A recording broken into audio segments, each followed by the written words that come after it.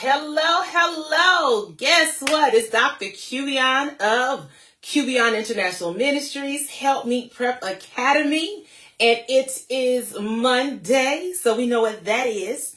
That means, rather, it is Helpmeet Monday. And boy, do I have a topic for today. The flex zone. The flex zone. They know about it. They heard about it. Now, you heard about the flex zone, right? Well, tonight is the snack zone. The snack zone. They know about it. Come on in. As you come on into the room, let me know where you are joining from. And you know how we do. Don't be stingy. Share this with your networks. I see Helpmeet Prep Academy is in the house. One of my leaders is on. What's up, Coach Holly? It's good to see you. Hey, Amanda on IG. We are live right now on both platforms, both Facebook and IG. We're live on both platforms. So come on in while we talk about the snack zone. The snack zone. They know about it. They know about it. The flex zone. Oh, tonight is the snack zone. The snack zone. Okay. So as the people come on, I'm going to give you the correlation about the snack zone. And after I finish talking to you about the snack zone, you're going to be just as excited as I am. Now, I have to start out tonight with a little bit of a story, okay? I got to tell you. I have to tell you a little bit of a story. So, this past weekend, I got my hair did. You have to use incorrect grammar when you say that. You just have to. It doesn't sound right when you say, I got my hair done. I got my hair did. Voila. It look good, though. This is not even the time to be modest. My hair looks amazing. I haven't dyed it in 2 years, so I was really excited about that. So while I was in the chair getting my hair done, I shared with the ladies that the last time I got my hair done, I got this sexy, fiery red color that I absolutely love, and my king did not like that color that I had. So I shared with them that this time I was going to tone it down and get something that my king liked. So one of the ladies who thought she was helping, give advice, sister advice, you know how it goes down at the salon. So one of the ladies thought she was giving me some advice and was like, well, you know what? Sometimes it's not about what they want. It's about what you want. And, he can just get accustomed to it and he'll just get used to it. And you know what? I could have preached. I could have preached help me. I could have took them to Genesis 2:18. But I didn't do all of that. I didn't do all that. Did you want to know what I did? This is what I did. I just told them, look, I like my husband looking at me like I'm a snack. So I like to stay in the snack zone. You feel me? I enjoy my husband looking at me like I'm a snack. So when I make decisions about what I am going to do, I like to stay in the snack zone. You see what I'm talking about now? The snack zone. The snack zone. They know about it. They know about it. This is the remix tonight. The snack zone. So here is what was going on. So, of course, women supporting women, empowering women. Well, she thought she was empowering me, and she meant well. So this isn't even a shame on her type of discussion. It's not. I'm just telling you what happened. But I gave them something to think about. And this was what made it so good is I preached from my life without giving anybody a Bible, without throwing scriptures in anybody's face, and brought a different perspective on how to look at this thing.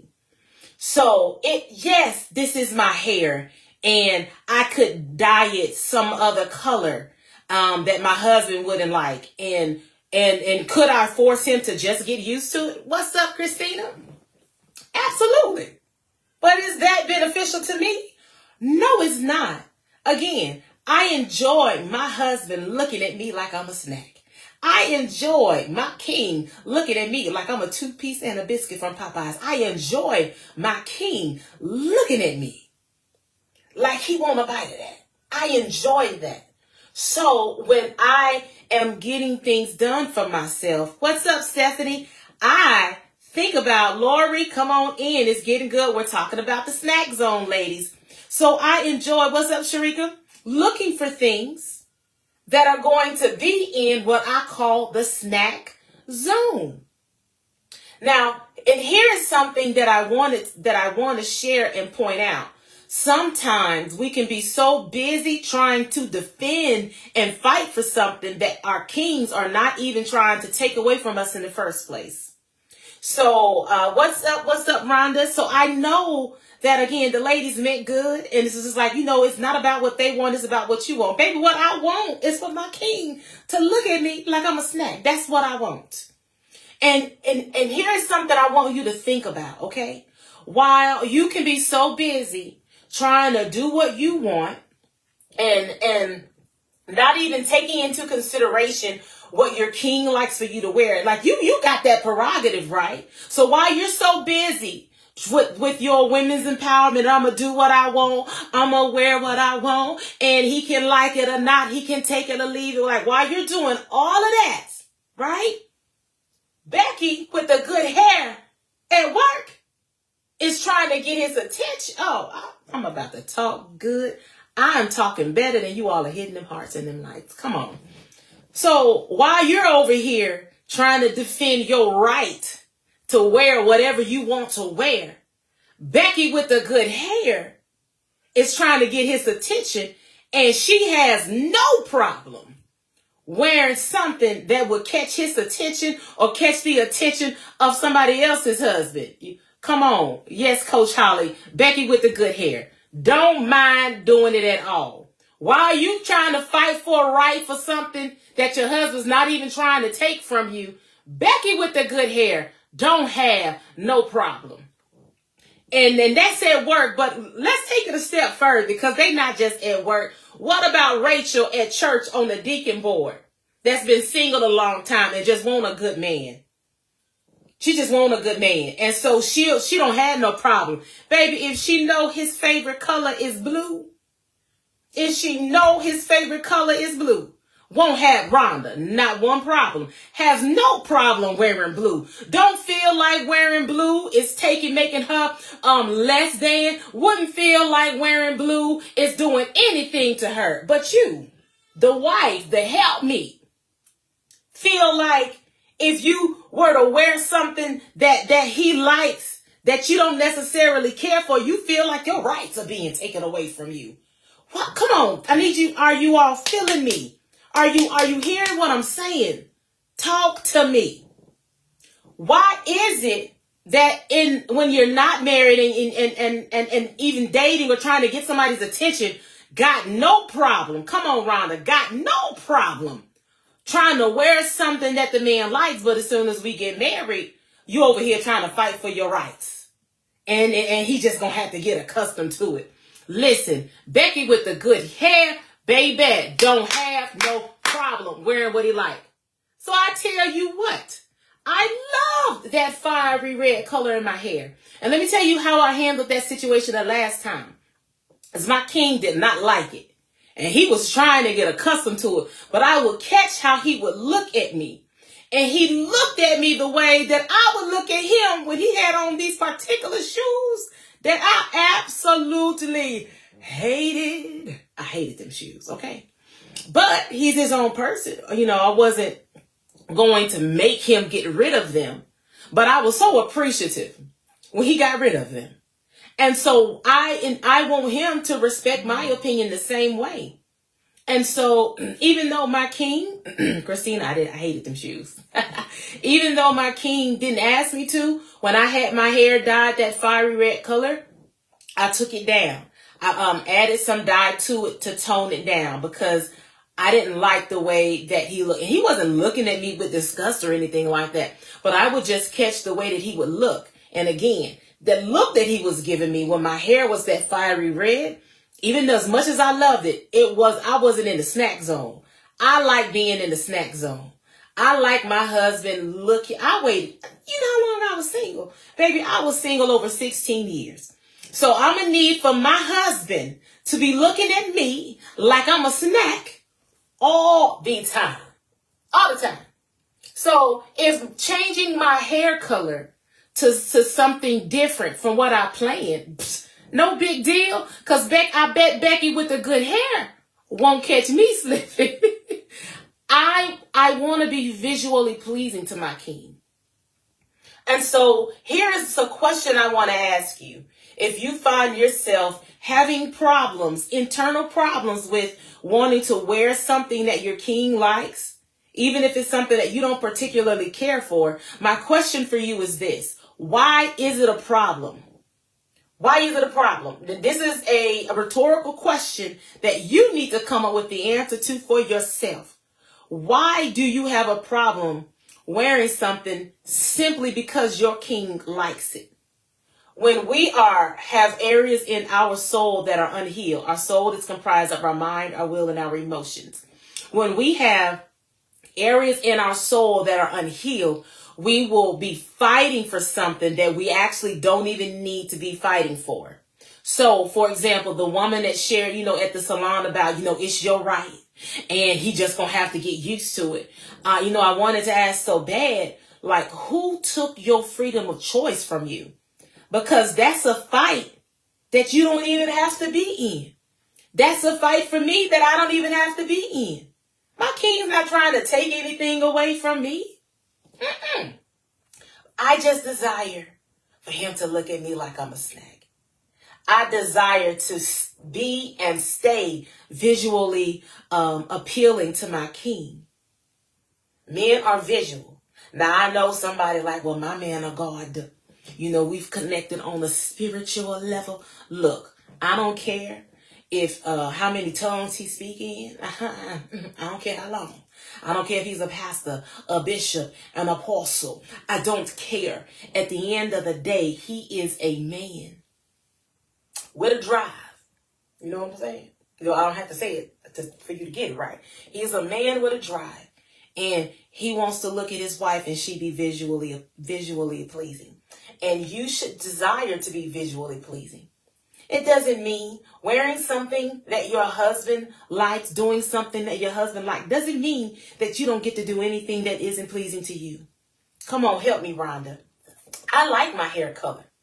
Now, if my king loved that fiery red, then baby, I definitely would have went big and bold. But my king doesn't care for that. And again, I like to catch him catching a look at me. That's what Elle say. Listen, sis, I'm not putting on that long skirt Momo for nobody. That's where the buck stops. If your king likes the long Momo skirt, why not? Wear it to bed if that's what he likes. I'm pretty sure he might like to see you though. It's usually us wanting to wear all that type of stuff. It's not them looking for that. So while we are laughing and having fun with this, I pray that you take the seriousness in it, because I genuinely sense that women are fighting for something in a marriage that you actually don't even have to fight for. And recognizing that wearing something that your king likes, doing something on your body that your king likes, does not degrade you. It doesn't mean that you are less than. It doesn't mean that he is better than you. It doesn't mean any of that. All it means is, baby, you're trying to be in the snack zone. That's all that is. And always be mindful. You're not in competition with women outside of your marriage. And that's not even the point that I'm trying to make. The point that I want to make is, while you're trying to establish a women's right issue in your marriage that does not exist, Becky with the good hair and Rachel on the deacon board that don't have a man have no issue wearing things. Come on, Rhonda, the snack zone have no issue wearing things visually appealing to a man.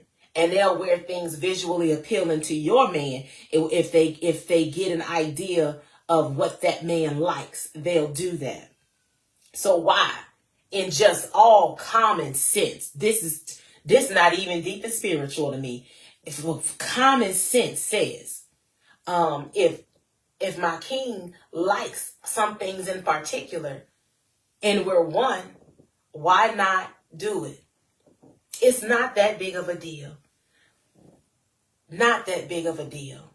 So, and think about this. When we're single, the enemy is doing everything that he can to get us in bed while we're single. He is. The all kinds of temptation is there, right? Trying to get you in bed, tempting you. Some of you all might be real saved. You probably have never experienced this. So I'll just use myself as an example, okay? But tempting you to wear something real super sexy while you dating, just to get him to have to look at you like, you all real say you probably never got that temptation. I'm just talking about me. I'm not perfect and I'm not a super saint. So I had those temptations while single. Well, what happens when you get married? The enemy is now, his job is, now that you're married and the bedroom stuff is fine, the bedroom ministry is a goal and is legal, spiritually speaking. Now he's trying to keep you out of the bedroom. Now he's trying to help you. Come on, you plead the fifth, Coach Holly. Now he's trying to keep you out of the bedroom. Now the enemy, the same enemy, I want you to hear, I want you to catch and pay attention to how the enemy operates. The same enemy that was trying to tempt you to wear something super sexy to turn him on while you were single is the same enemy that's trying to tell you you have a right as a woman to just wear whatever you want to wear. And if he don't like it, he just need to get accustomed to it and don't be worried about it. You wear whatever you want to wear. Do you see how the enemy plays mind games with us, man? Do you see what I'm saying? If you feel what I'm saying, if you see where I'm coming from, hit the hearts, hit the likes. Talk to me in the comments. Let me know you understand what I am trying to say here. The enemy does, thank you. The enemy does everything he can to get you in the bed beforehand. And then once you get married, come on, thank you for those hearts. He's doing everything he can to keep you from being in that bed. So he got you fighting for something that's not even an issue. Fighting for your right to do what you want with your body.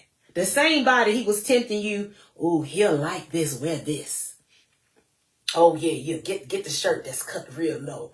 Oh yeah, wear that outfit that's gonna be super tight. He not gonna be able to keep his hands off of you. And as soon as you get married, you don't have them kind of the way those thoughts would be so heavy in dating, and that pressure to do those type of things. As soon as you get married, the enemy's gone with that, because he don't want you in the bed. Because at that point, it's worship.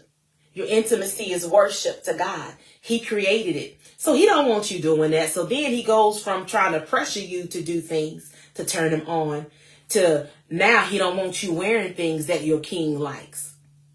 You all better not drink the enemy's Kool-Aid. Don't fall for this stuff. Don't fall for it. You are not trying to protect your women's rights in your marriage. You're just wanting to be visually pleasing the same way you had the desire to do it beforehand. Only this time, now that you're married, you have to actually work for it. And you have to know when to ignore particular pieces of advice from women that mean well. And they mean to just empower. But you got to be careful about who you are listening to. And I love the fact that I was able to teach without saying anything. And I gave them a whole different perspective by telling them, look, I just want to stay in the snack zone. This is not all about my rights and, he just going to have to get used to it. Oh, no, baby. I want him looking at me like a snack. Yes, sir. King, come get it. Dinner is served. Woo! Lord have mercy. You said you go to bed every night in those raggedy PJs. Come on. You weren't doing that beforehand.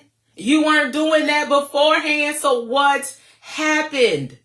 So I just felt, God is good. I just felt just this spirit of conviction hitting married women. My God, my God, my God.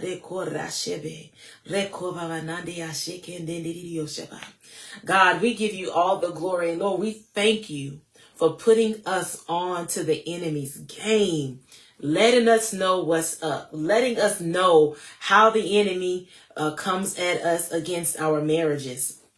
And so for those of you that are single and are not yet married, peep game. Peep game of the enemy's tactics. Pay attention, pay attention, pay attention. And don't be out here trying to get this man caught up in everything being super tight.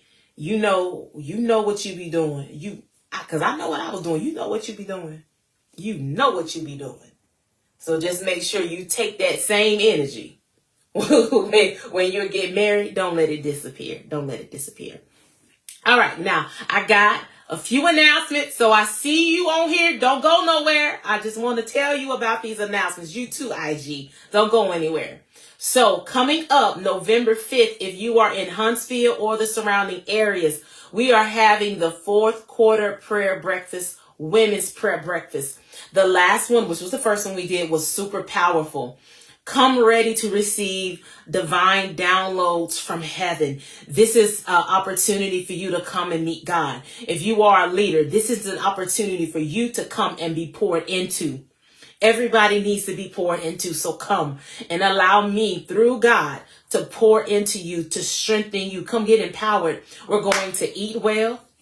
Just hired the caterer today. We're going to eat well, both physically and spiritually. So come ready to be poured into. Registration is not required. Pay attention. This is at a different location this time. And so that is going to be on Saturday, November 5th at 9:30 Central Time. 9:30 Central Time. Also, enrollment is open for Helpmeet Prep Academy, my mentoring program where I am preparing women all across the globe to be helpmeets. Anybody can be married and just be a wife. All that takes is a piece of paper, but it takes a kingdom woman to be helpmeet. And if you're already married, but you didn't get the training beforehand, baby, it's not too late. It's never too late to get your helpmeet training. So you can come and join this powerful group of women that we have in learning your helpmeet strategies, learn how to operate in spiritual warfare, and also learn to getting pushed into your purpose. So it's not just about marriage. It is about kingdom wholeness and operating in the purpose that God has created you to operate in. So did this bless you? I pray that this was a blessing, even though, it's a little tad bit funny. I do that sometimes. But I pray that this was also a blessing to you. Please share this with somebody. Share. Get the word out. And I will look forward to seeing you all again for another Help Meet Monday. Have a good night.